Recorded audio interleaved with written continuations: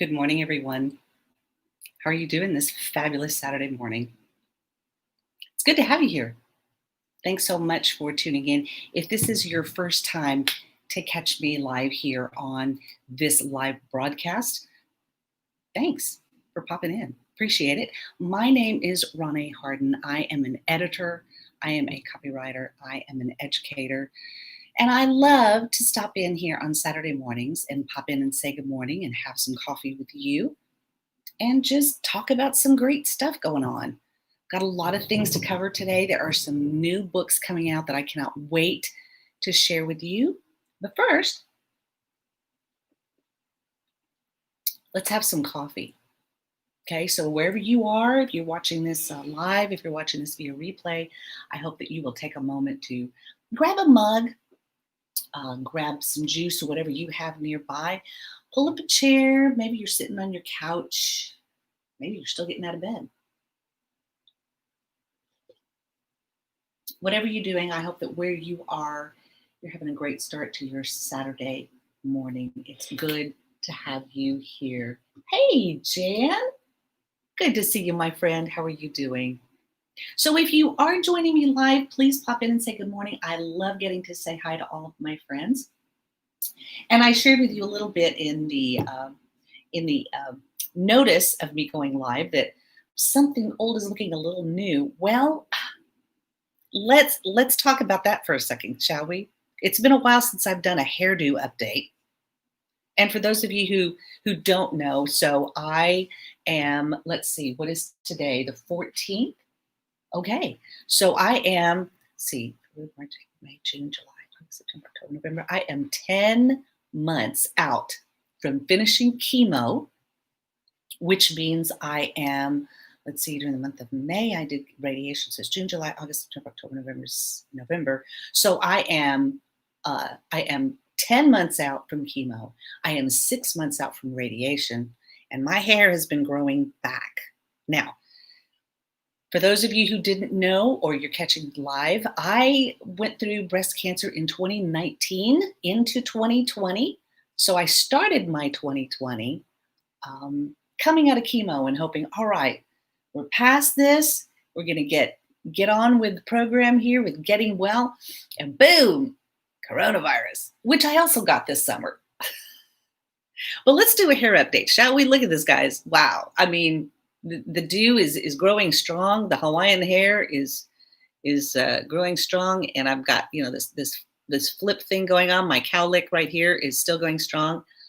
Guys, I gotta tell you, and I took a diffuser to it this week. I have enough hair. It's long enough now, right? So it's grown out this much since March. My hair started growing back in March, right? When the pandemic hit, my hair decided to just start coming back. And it's come back with a vengeance. So I'm very excited about that. So here's my hairdo update. Looking more and more like a brown football helmet every day with a little bit of streaks. Not sure that I like the gray, although it looks kind of awesome, right? And I'm not gray everywhere. I'm just gray around the front, kind of looking like an X-Men figure. But as I was saying earlier, something that is old is looking a little new. Well, that would be me also. But more importantly, there's something important going on this weekend. So my mug of choice today is my Masters tournament mug. Yep. And so the Masters golf tournament is going on this weekend. Normally it happens in April. But because of coronavirus, because of all the problems, they postponed it to this weekend. So all of our lead golfers, all of our top golfers from around the world, this is a huge event. It is, from what my husband tells me, it is the most coveted sports ticket out there, above the Super Bowl, above anything else, because it's very difficult to get tickets to the Masters. So yeah. So the Masters mug. So I got to go last year. I did get to go last year. I got a mug. It is, guys, by far the most fantastic sportsing event I have ever been to. Now, those of you who know me, you know that I have learned to sports in the last few years. being married to my husband, Michael. He has taught me so much about sportsing, about football. I love hockey. I love soccer, but I had never experienced golf. I would have never thought that I would be interested in golf. My hair's always beautiful, not gray, strands of true silver. Okay, you're right, Jan. Strands of true silver, right? Just a little bit of pizzazz, so to speak. But guys, the Masters tournament, it is the most incredible sportsing event that I've ever attended in my life. It is the most well-organized, most efficiently run event I've ever attended in my life. And I've attended a lot of events.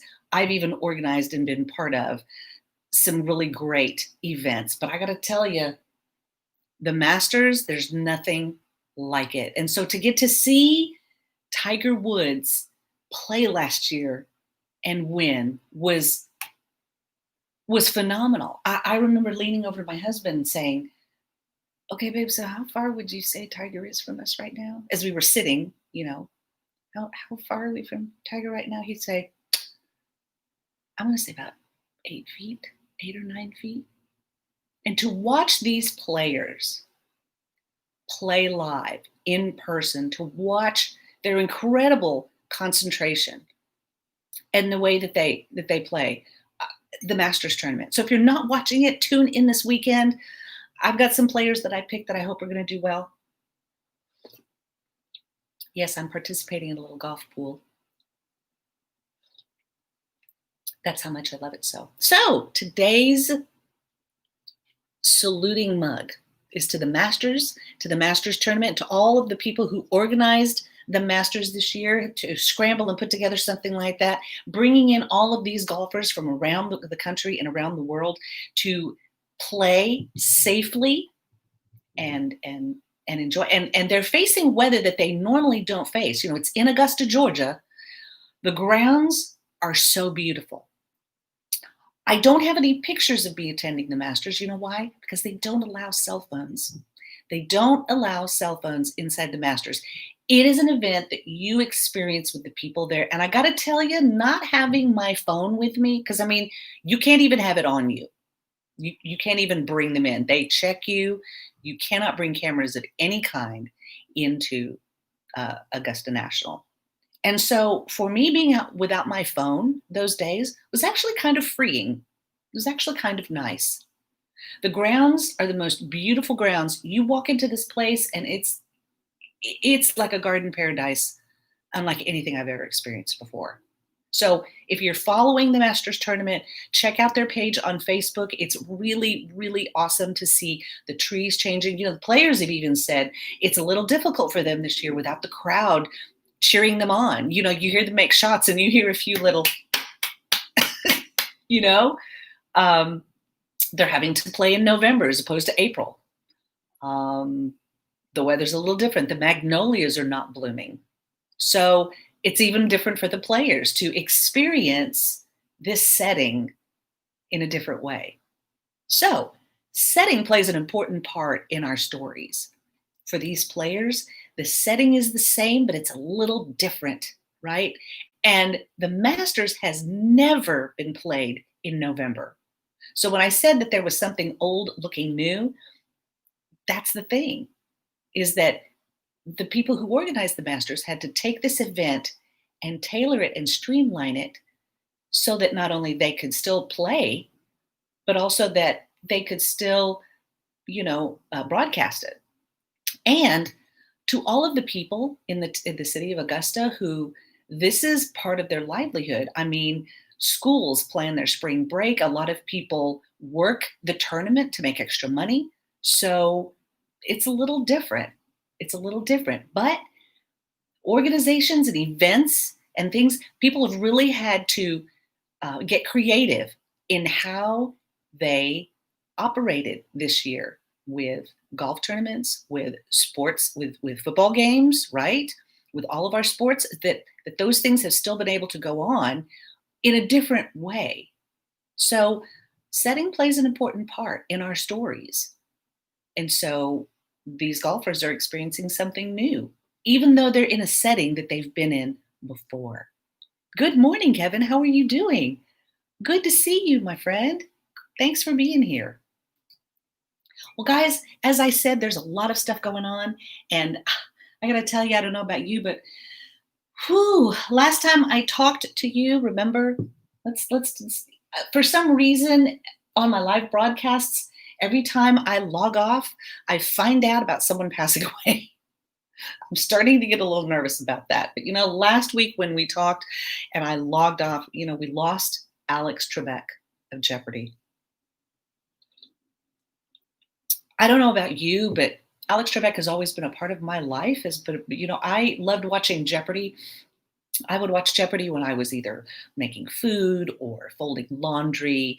I loved getting to watch the show and seeing if I could answer the questions before the contestants could. I loved when they had categories about books or literary terms or writing or movies, songs, pop culture. I really loved getting to see just how smart I could possibly try to be compared to some of the people on that show. But we lost Alex Trebek.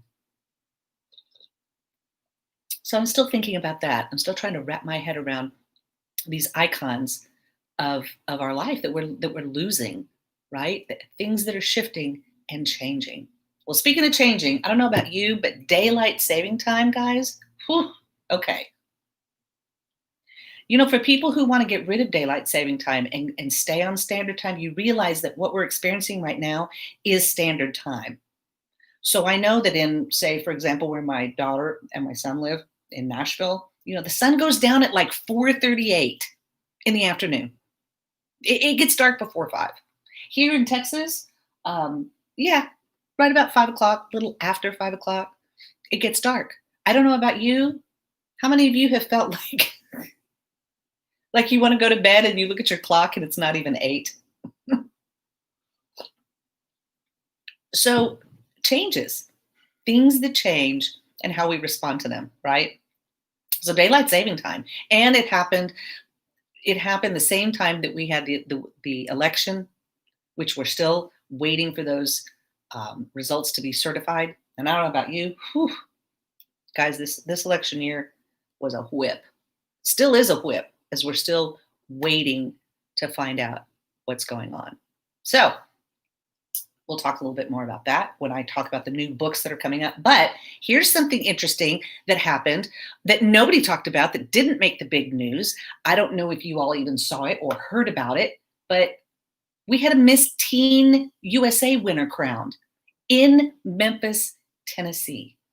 And she's from Hawaii. Yep. Sweet little Ki'ilani Aruda. I'm going to pull up a picture here for you so you can see her. Cute as a button.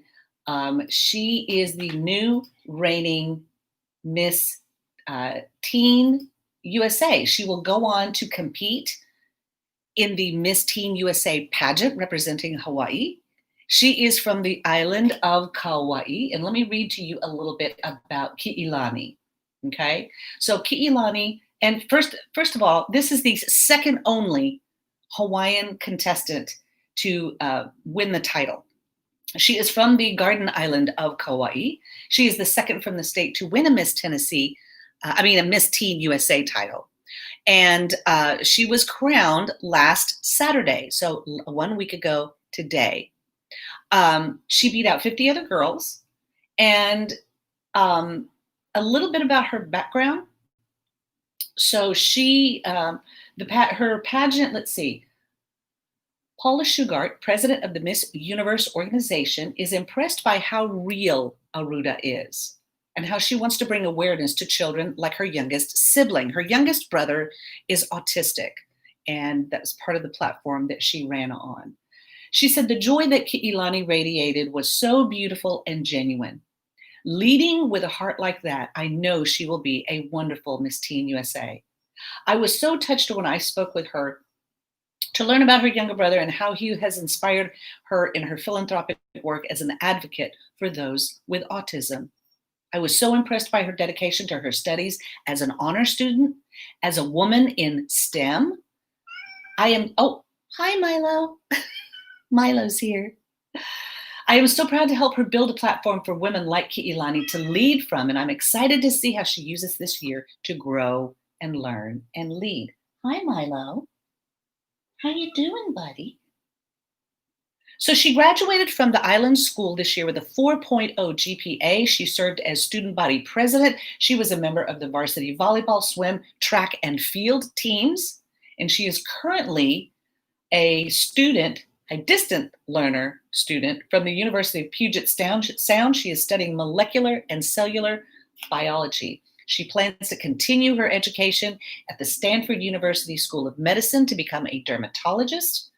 And inspired by her youngest brother's autism, she has earned her registered behavior technician license to advocate for him and others of autism.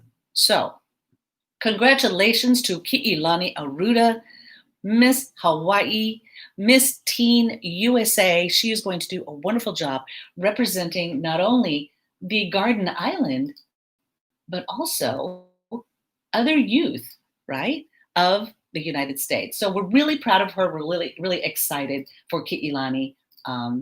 Yeah, so that happened last weekend, and so exciting. I know, right? Milo is here. Milo will not go very far without me, so he makes his presence known.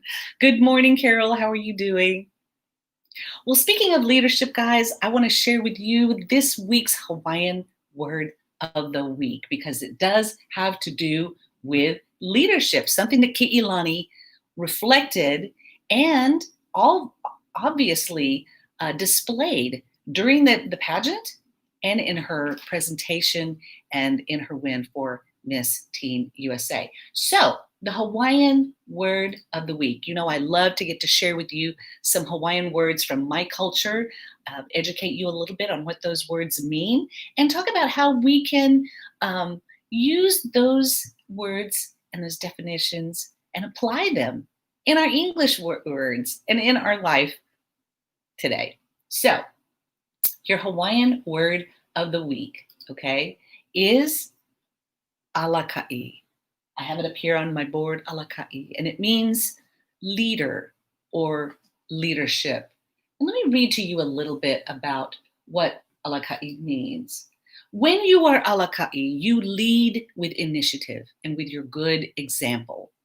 You're willing to shoulder the greater responsibility which comes with leading others. The person who is alakai builds the strength of character found in initiative and in independence. The leader who is alakai will continue to work to gain the trust and the respect of those they are leading. You inspire them, you remove their fears. When I work with people, I just recently signed a contract with a doctor who is in Chicago, who is working on a devotional for breast cancer patients and also working on a book. And so I love when I try to help people who are working on their content and crafting it, especially when they have a reason to publish it. I try to help inspire them and to help remove their fears with learning about how to write and how to read and how to work on something that others will read and gain clarity from, gain information from. And Milo. So, as a leader, you inspire people, you remove their fears, you help assuage their fears of not knowing how to write, not knowing how to say what they want to say, and give them the courage to be able to tell their stories, right? That's what I try to do as an editor.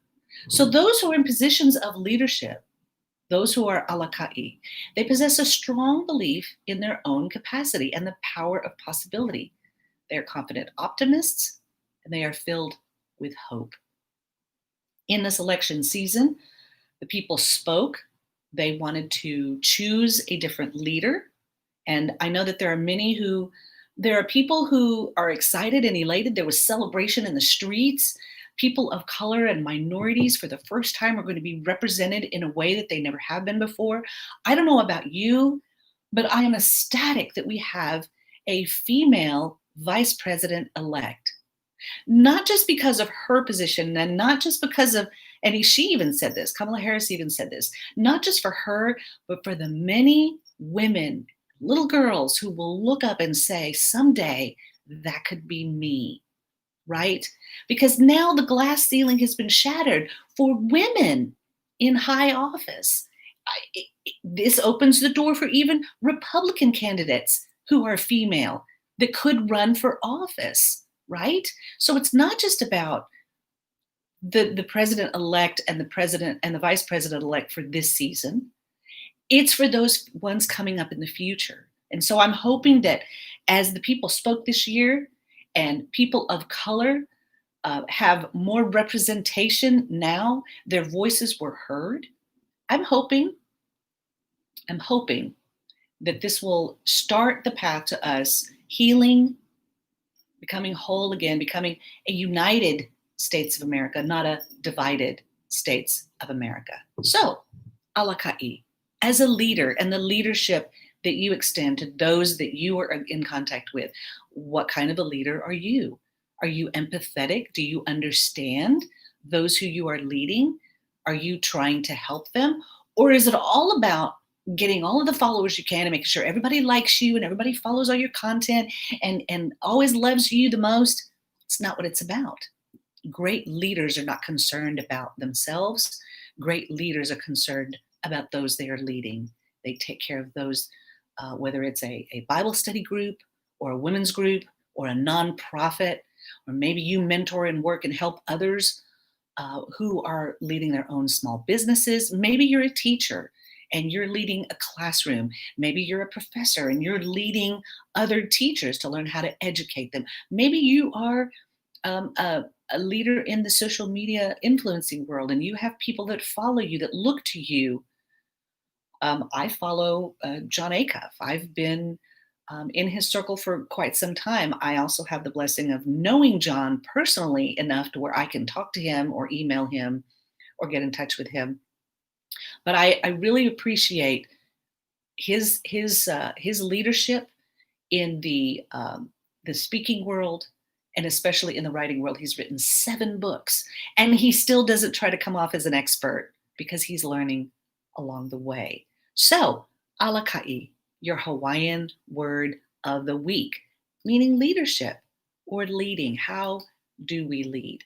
Well, unfortunately, this election season has been very difficult. There are those on opposite sides who are feeling a little bit of a sting of a loss. Some of them are not wanting to admit that they've lost. And here's something I found really interesting. And I thought about this the other day as I was having coffee. I talk about sportsing. I talk about how I've learned a lot about sports. When I was in school, I was in gymnastics. And so even though our teams competed against other teams, the sport of gymnastic is very much an individualized sport, similar to golf. I know my late husband used to say when he played golf that you were competing against yourself. And so, when we're dealing with sports and we have teams, right? And we have football teams that play games. And there's a team that wins and a team that loses. And at the end of the game, what I always notice is that the coaches and the players, and they can be out there on the field just knocking the crap out of each other, right? And because they're playing, but they're abiding by the rules. And if they do something outside of the rules, they get flagged, right? And the ref throws a flag and calls a penalty and says, because you did this, you're going to be set back so many yards, right? There's a team that wins and there's a team that loses. But when the game is over, what I see are those players, high five, they hug each other. They, hey man, after the game, because they all play football. They all know each other. Not once have I seen a football team throw a tantrum and get mad because they lost and try to say that the other team cheated and this is how you should have called it. I never see that. I never see that. In all of our sportsing world, I've never seen another team pitch a fit on the field. I've never seen people sue the other team because they're not winning. Because that's not how we do things. And especially at a time when people are able to vote, when votes are cast. Now, yes, I understand that there are people who think that there's been fraud involved. So far, from all the states, even the Republican leaders of some of those states have said there's no evidence of fraud. We're not seeing evidence of fraud. Why has it been so difficult? Well, sports metaphor and brave. Listen, Michael, you know what? I was just thinking about that the other day. I mean, even in competitions that I was in school, there was a team that won and a team that lost, right? There's a first place, second place, third place. And each team worked hard and trained. But sometimes there's a team that will win above the other one because and right now my Cowboys are not doing well. After we lost Dak Prescott with his injury, they're not doing so great. The leader of the team was taken out by an injury, and it's affected the way the team is playing. Now the coach is having to get out there and help them and work and play and do and everything. And sometimes the playing is sloppy. Sometimes the defense is not good, right? But never have I seen the coach make it all about him. Never have I seen any of the players make it all about them. It's about the team. And so I'm hoping that in these next months, and especially, God, if we start 2021, can we please start 2021 better and just put 2020 behind us? I really would like that. So here are some new books. This is the time of the broadcast where I'd love to share with you guys new books that are coming out, because as the holidays approach, these are going to be great gifts for people in your family, people that maybe you wanted to have a conversation about certain topics, especially with politics, but you just don't know how to approach them. I've got a book recommendation for you. Okay. So I love books. I love reading books. I love working on books. I love proofing books. I love helping authors write their books. But more importantly, I love reading books in general. I have my office. I've got this bookshelf. I've got a smaller bookshelf over here that you can't see. That's like these are like my writing instruction books and a currently reading bookshelf. So I have to take a picture of that one. But this little bookshelf over here, we have bookshelves in the rest of our house because we love being a well-read couple. And we love when we have guests over for them to see books all around, so that maybe if they wanted to pick up a book and read it, they could. So I have some books that I want to share with you because I think some of these are going to be helpful, especially with dealing with friends or family members who may think a little differently than you do. So this book came out last year, but I think it's very appropriate for this current season. It's called I Think You're Wrong, But I'm Listening. It's written by two ladies named Sarah Stewart Holland and Beth Silvers. They are part of the podcast known as Pantsuit Politics. I've been a fan of the podcast for a while. Here, I'm going to get that up on the screen so you can see it. Let's see, where is, here they are.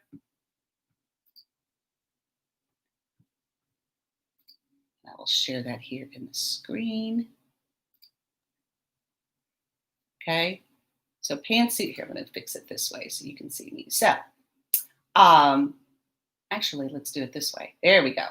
So their book is called I Think You're Wrong, But I'm Listening. And Pantsuit Politics is a great podcast.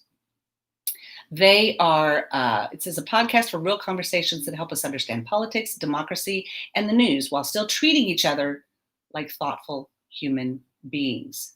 We're here to create an informative and grace-filled space by respecting each other as people who are sharing insights into the issues and our hearts. You can go to pantsuitpoliticsshow.com. You can find out about their podcast right here. Okay. Let's disagree with grace. Wouldn't that be wonderful if we could go back to the times where maybe we voted for different political candidates, but we didn't hate each other or physically take up action against each other simply because we chose something different. That's like me, how about we have a conversation about peanut butter? Crunchy or smooth? I prefer crunchy. I'm not out there uh, screaming and yelling at and threatening people because they don't like crunchy peanut butter, because they have a choice. And in a land where we're supposed to have choices, there's one side or the other, right? There's one party over another one. So um, I really recommend their podcast. I really recommend listening to these last two episodes right here. They reflect on the presidential election results and 5 things you need to know about the Electoral College. Now, here's something interesting, though, about these ladies, okay? Because the thing you don't know about them, if you haven't listened to the podcast or if you don't know anything about them, is that they're both friends. They both live in Kentucky, but one is a Republican and the other is a Democrat. Sarah Stewart Holland is the co-host of Pantsuit Politics, and 10 years ago, she left her life as a Capitol Hill staffer behind. She left her life as a Capitol Hill staffer behind to move back to her hometown of Paducah, Kentucky, to raise a family. In 2016, she went back to politics in a big way when she knocked on 5,523 doors to win election to the Paducah City Commission, where she served a single term. So Sarah is on the left. Okay, so Sarah is the Democrat. Beth Silvers from the right, so she's the Republican. She's a business coach, a speaker, and a yoga teacher. She attended law school and she joined a prestigious Cincinnati-based law firm where she worked in business restructuring during the worst financial crisis of our generation and eventually became an HR executive.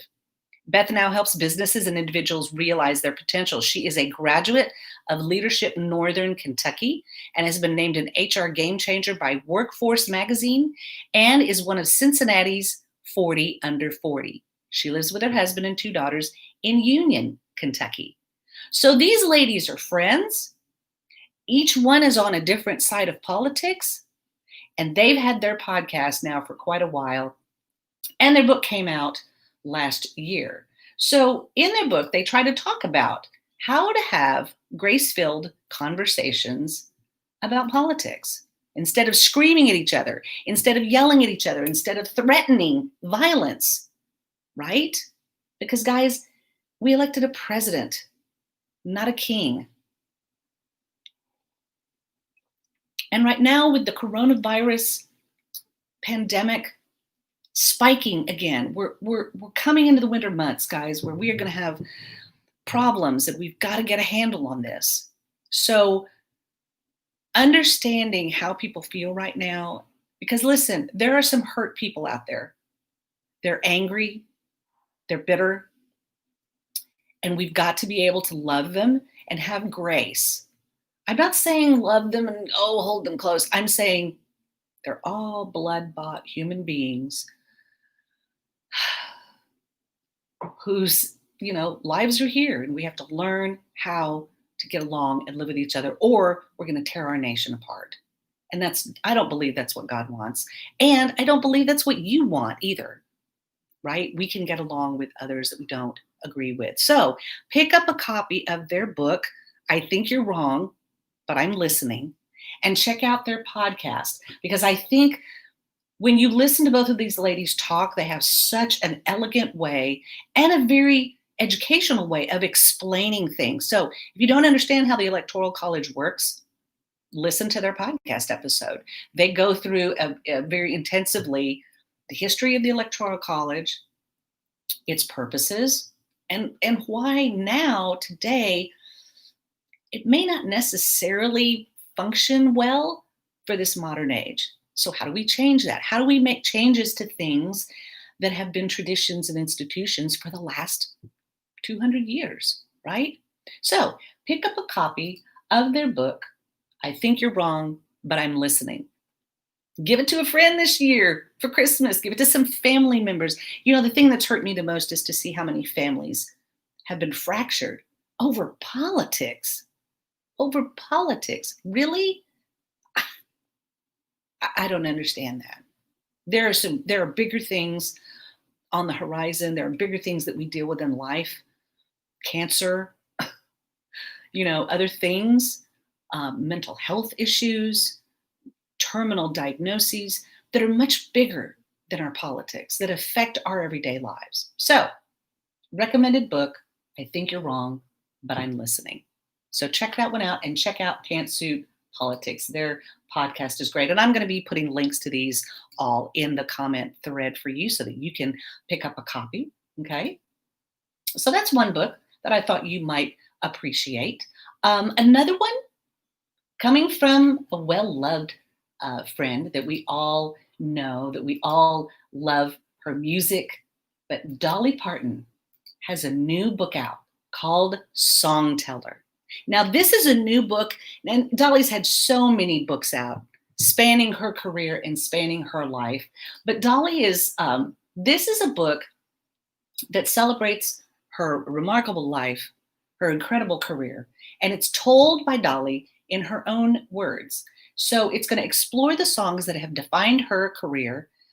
They are illustrated with previously unpublished images that Dolly has not shared before. So this book is going to be a little bit more about going over the last 60 years of her songwriting. She's going to highlight 175 of her songs and takes the readers behind those lyrics and how she came up with them. So they are packed with never before seen photographs, classic memorabilia. You're going to learn the history behind songs like 9 to 5, Jolene, I Will Always Love You. And if you have someone who's a big Dolly Parton fan, or if you're a Dolly Parton fan, grab a hold of a copy of Songteller. That might make a great Christmas gift for someone. Or maybe it's just for you, right? But check those out. So that's another great book. Speaking of leaders and leadership, and I'm really excited because my copy should be here this weekend. I'm truly excited to grab a copy of Barack Obama's new book, A Promised Land. There are those who are not a fan of Obama, and I'm not saying that you have to be a fan of Obama, but for those who are interested in reading his latest memoir, this is a truly deep account of his history. So it says in the stirring, highly anticipated first volume of his presidential memoirs, Barack Obama tells the story of his improbable odyssey from young man searching for his identity to leader of the free world, describing in strikingly personal detail both his political education and the landmark moments of his first term of his presidency. Obama takes readers on a compelling journey from his earliest political aspirations to the pivotal Iowa caucus victory that demonstrated the power of grassroots activism to the watershed night of November 4th, 2008, when he was elected 44th president of the United States, becoming the first African American to hold the nation's highest office. So this is the first to talk about what it was like. Obama brings readers inside the Oval Office and the White House Situation Room and to Moscow, Cairo, Beijing, and points beyond. We are privy to his thoughts as he assembles his cabinet, wrestles with a global financial crisis. Remember the bubble of 2008? That's what he inherited when he stepped into office. He takes the measure of Vladimir Putin, overcomes seemingly insurmountable odds to secure passage of the Affordable Care Act, and clashes with generals about U.S. strategy in Afghanistan. He tackles Wall Street reform. He responds to the devastating Deepwater Horizon blowout. Everybody remember that? And authorizes Operation Neptune Spear, which leads to the death of Osama bin Laden. So this is going to be an insightful book. I can't wait to get it and read it. So if you have someone in your life or your family who voted for President Obama, or if you're interested in finding out more about his life, I enjoyed reading Michelle Obama's book, Becoming, and really getting an insight and a glimpse into their world. And so now we get to hear from President Obama's story in his own words. So those are my book recommendations for this week. There's a lot of great stuff coming up, guys, and we've got to take advantage of it, right? Christmas is just around the corner. You realize that we are what, 5.5 weeks away from Christmas. How are you doing on your Christmas shopping? I have some of mine done. I don't have all of mine done, but I'm close. I'm close. So, great books coming out. I'll be sharing links to all of these in the comment thread here. And more importantly, I want to just share your love and grace for you, because right now we have a lot of people who are not quite sure how they feel about this election that we've had, right? There are those that are claiming fraud. And here's the thing, if our institution of our election, if we lose the integrity of that, that could be dangerous for our country, be very dangerous for our country. And so I appreciate all of the postal workers, the people on the front lines, the people who have done so much work, all of the volunteers, people working in the polling stations, people volunteering to help with at the voting stations, people who are counting ballots through the night. I appreciate all of these dedicated people. Oh, and by the way, and I'll have to show this to you, but I caught a glimpse of someone in a group that I'm in who served, and her comment was, you know, not really worth losing the integrity of the election over. I've got to find her post somewhere, but she worked and only got paid $165. 165. That's all she made working. So if people were going to, jeopardize the election or do something. Oh, here's what she said. I received my pay today for being a poll worker. Believe me, it was not anything worth compromising my integrity for. $165.